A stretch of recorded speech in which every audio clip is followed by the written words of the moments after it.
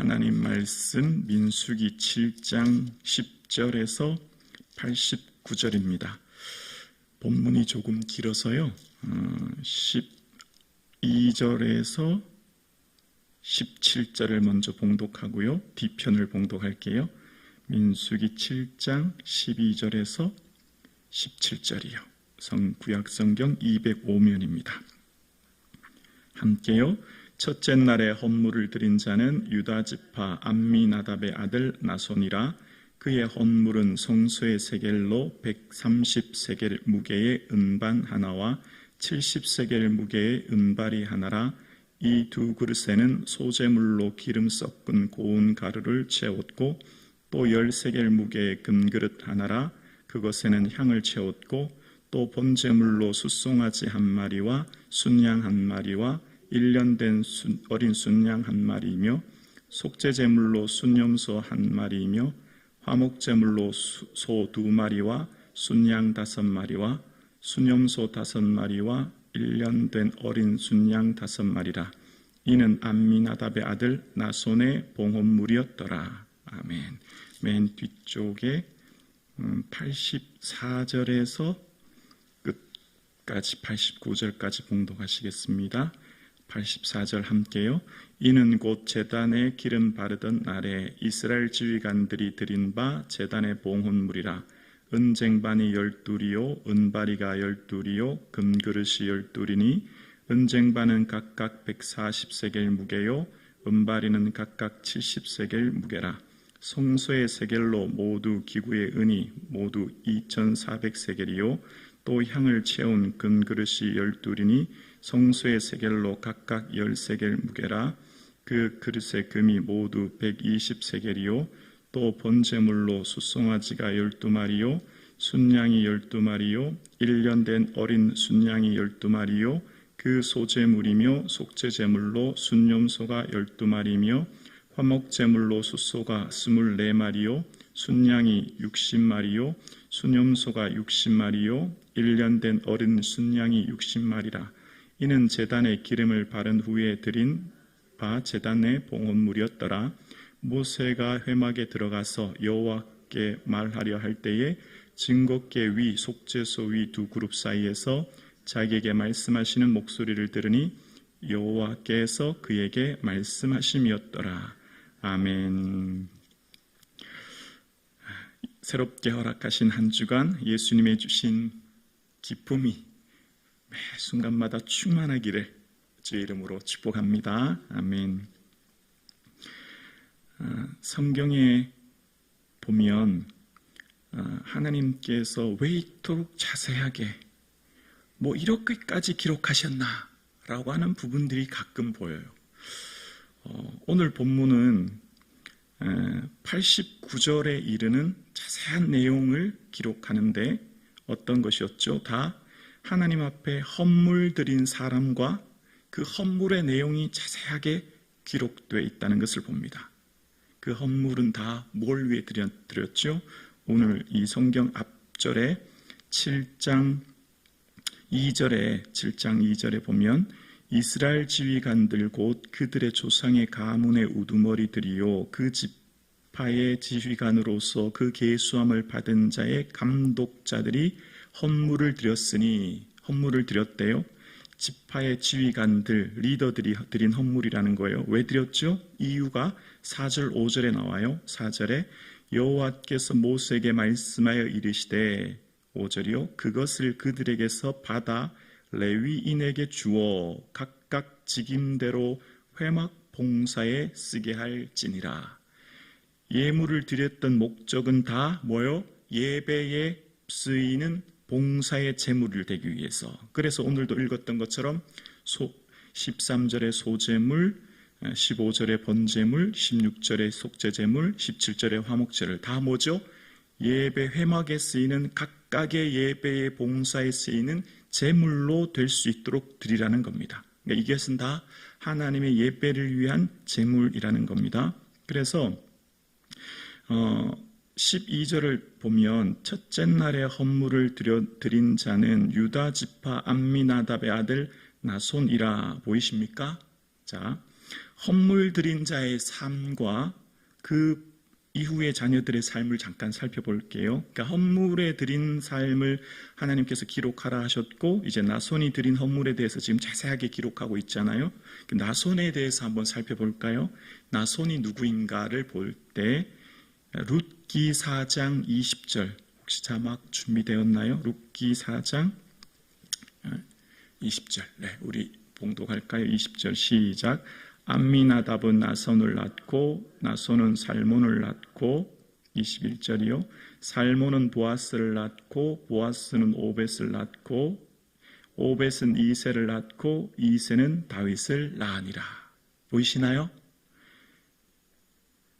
나손을 통해서 그 후손들, 나손을 통해서 이후에 일어나는 그 자손들을 통해 다윗, 그리고 그 다윗의 계보를 이어서 마태복음에는 예수 그리스도가 이어지는 것을 봅니다. 그러니까 하나님께서 오늘 본문에 그냥 나손이 그냥 예물 드렸네, 우리는 쓱 지나가지만 하나님께서는 그를 기억하사 그의 삶을 통해서 나손의 그 자손들을 통해서 하나님께서 하시는 일들을 보게 되는 것이죠. 자, 하나님께서 오늘 본문 민수기 1장부터 10장까지가 한 409절 되거든요. 394구절이에요. 근데 7장만 89절이거든요. 89절이면 한 23% 정도 됩니다. 굉장히 많은 분량이죠. 오늘 본문을 하나님께서 왜 이토록 강조하셨나를 보려면 전체 안목으로, 거시적인 안목으로 오늘 본문을 봐야 오늘 본문이 좀 더 명확하게 이해가 되는데요. 오늘 본문을 좀 더 명확하게 이해하려면 민수기 1장 1절을 잠깐 봐야 됩니다. 민수기 1장 1절 보실까요? 민수기 1장 1절에 이스라엘 자손이 애굽 땅에서 나온 후 둘째 해 둘째 달 첫째 날에 여호와께서 시내 광야 회막에서 모세에게 말씀하여 이르시되 2년 2월 1일입니다.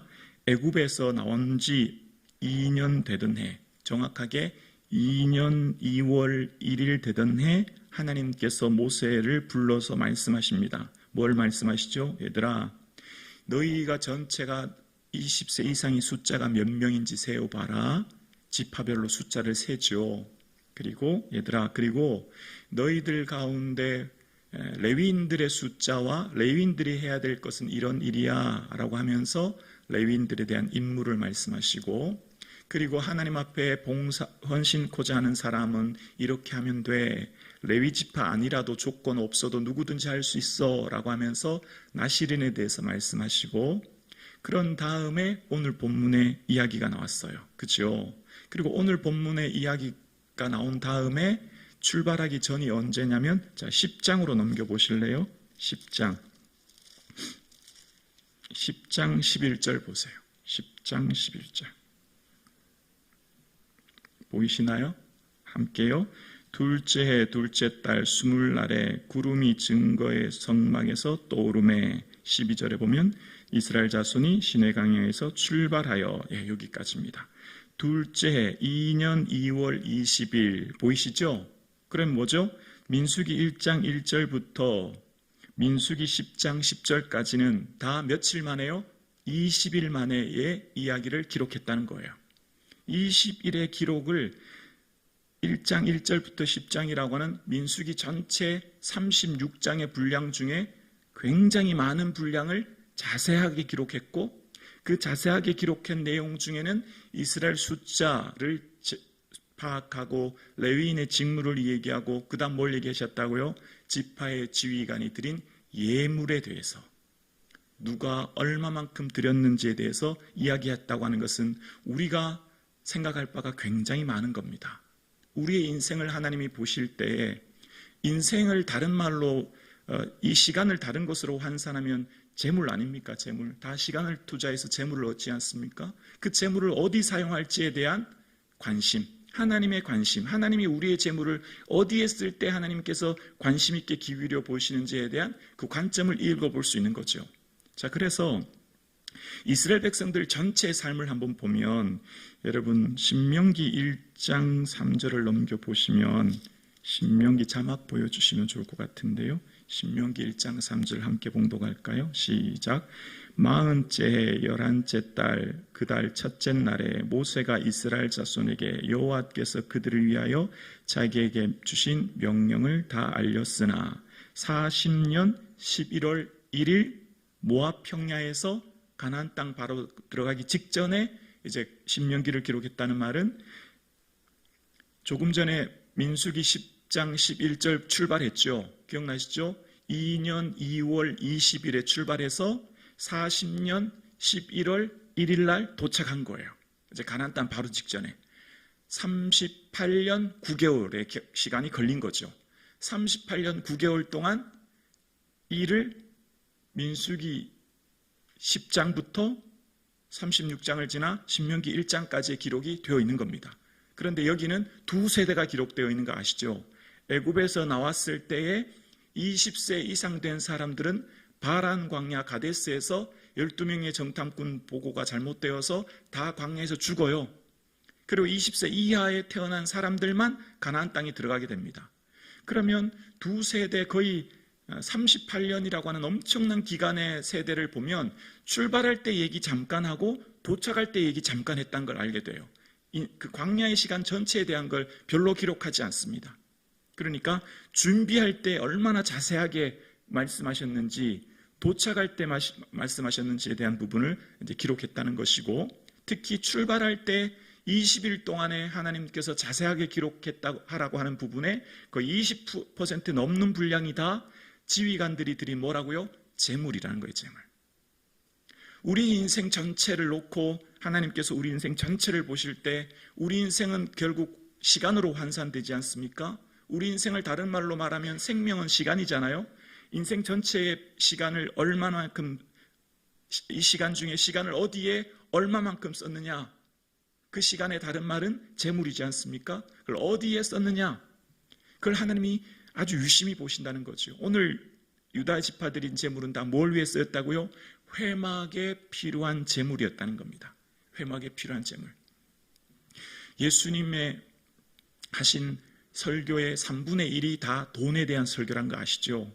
전체 분량 중에 3분의 1이 돈과 관련된 예화나 설교를 하신 거예요.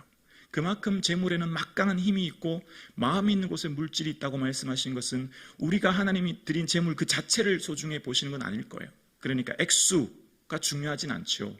만약에 우리가 드린 이 예물 자체에 하나님께서 재물이 필요했다면 간단하게 해결할 수 있는 방법이 있어요.